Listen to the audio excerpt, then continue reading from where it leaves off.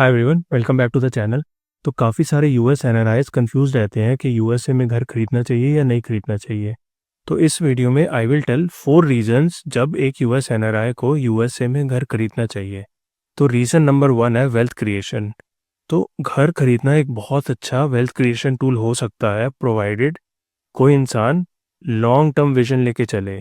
Long term मतलब कि at least 10 साल किसी एक जगह पे सेटल होने का सोच के चले। ये इसलिए इम्पोर्टेंट है बिकॉज जब यहाँ यूएस में कोई आम इंसान घर खरीदता है तो वो लोन लेके घर खरीदता है। तो इसमें ऐसा रहता है कि अगर कोई लोन लेके घर लेके चल रहा है तो जैसे घर खरीदा और मार्केट में डाउन टर्न आ गया और उस डाउन टर्न के अराउंड घर बेचना पड़ गया और रीलोकेट होना पड़ गया, तो बहुत बड़ा लॉस हो सकता है। तो इसलिए अगर लॉन्ग टर्म बेट लेके चलो तो लॉन्ग टर्म में, क्योंकि इकोनॉमिक ग्रोथ के साथ साथ घर के प्राइस बढ़ते हैं, तो वेल्थ क्रिएशन का एक बहुत अच्छा ये टूल बन सकता है। और इसमें जो दूसरा इम्पॉर्टेंट चीज़ है वो है लोकेशन।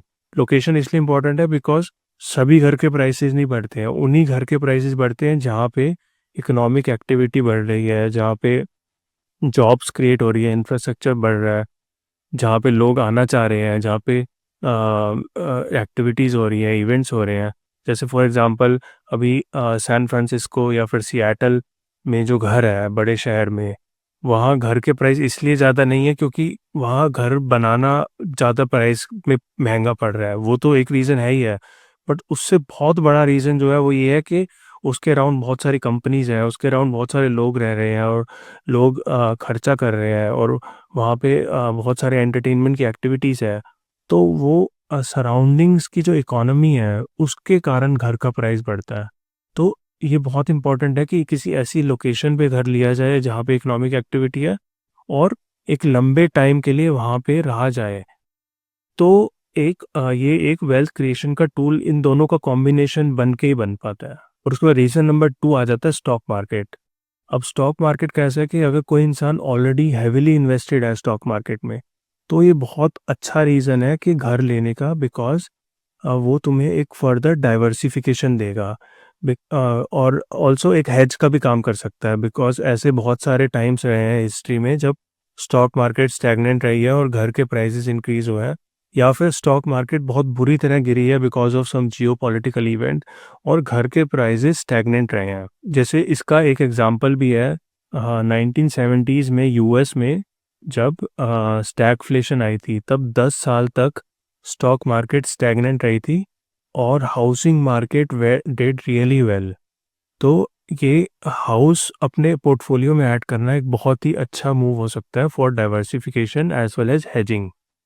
और एक और इसका रीज़न ये भी है कि काफ़ी सारे लोग, जैसे स्टॉक मार्केट में वॉलेटिलिटी रहती है, वो हैंडल नहीं करना चाहते हैं या फिर आ, उन चक्रों में पड़ना ही नहीं चाहते हैं, तो हाउस खरीदना एक बहुत अच्छा रीज़न ये भी है कि वो तुम्हें एक सेट फ्रेमवर्क देता है।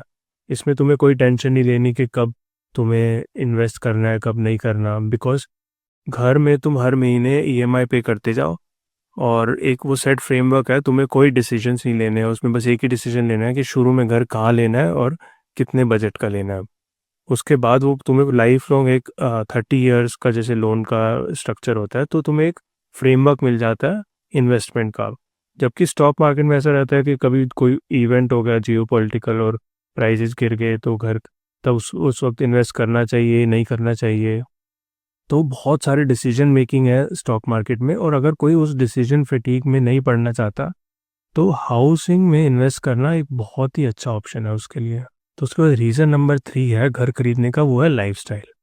तो जो घर में रहने का लाइफस्टाइल है वो काफ़ी डिफरेंट है एज़ कम्पेयर टू रेंटिंग। जैसे फॉर एग्जांपल यूएस में सिंगल फैमिली हाउस होता है, वहाँ पे एक काफ़ी तुम्हें फ्रीडम है, कुछ भी तुम अपने हिसाब से घर को कस्टमाइज़ कर सकते हो, तुम अपने हिसाब से रीमॉडलिंग कर सकते हो। तुम्हें कोई रोक टोक नहीं है, तुम्हारा कोई लैंडलॉर्ड नहीं है, कोई फालतू के रूल्स नहीं है। तो वो आज़ादी रेंटिंग में एग्जिस्ट नहीं करती।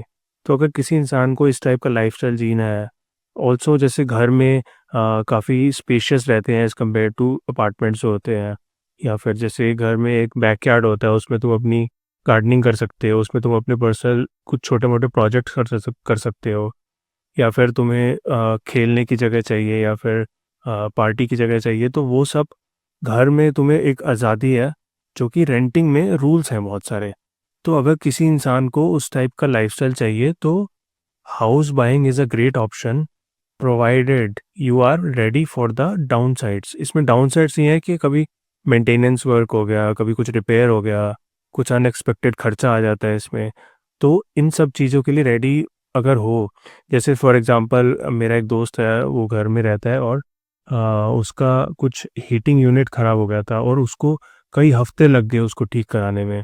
बिकॉज़ कॉन्ट्रैक्टर्स से तुम्हें बात करनी पड़ती है, कभी उनकी अवेलेबिलिटी, फिर कॉस्ट में तुम नेगोशिएट करते हो या और ढूँढते हो, या बहुत बार कुछ ख़राब हो जाता है और एक्सपेंसिव लगता है तो तुम खुद ही उसको रिपेयर करने निकल जाते हो। ऐसे भी केसेस होते हैं क्योंकि cost of repair is very high. तो अगर तुम इस डाउनसाइड को लेने को तैयार हो तो house buying is a great option if you want a spacious freedom and privacy के अराउंड लाइफस्टाइल। अगर तुम्हें चाहिए तो house buying is a great option. तो उसका रीज़न नंबर 4 आ जाता है सेंटिमेंट। ये इंडियंस में काफ़ी कॉमन है, जो जैसे कोई इंसान घर ले लेता है तो उसको काइंड ऑफ सक्सेसफुल परसीव किया जाता है by the society as well as, जैसे सोशल स्टेटस का भी पार्ट माना जाता है कि कोई घर खरीद ले तो उसको हाई सोशल स्टेटस या व्हाटएवर माना जाता है। तो अगर आप उस टाइप का सेंटिमेंट कैरी करते हो या फिर अगर आपको ऐसा लगता है कि घर लेना आपकी खुशी के लिए अच्छा है तो डेफिनेटली हाउस बाइंग का पाथ परस्यू करना चाहिए। अब इसमें मेरे कुछ अलग व्यूज़ हैं, इसलिए मैंने अभी तक घर क्यों नहीं लिया in spite of living in the US for 12 years. अगर आपको जानना है तो you can check out this video. इस वीडियो में मैंने अपने 5 रीजंस बताया है कि मैंने अभी तक घर क्यों नहीं लिया। ऑल्सो अगर वीडियो अच्छा लगा हो तो प्लीज़ लाइक एंड सब्सक्राइब ज़रूर करना। आज के लिए इतना ही।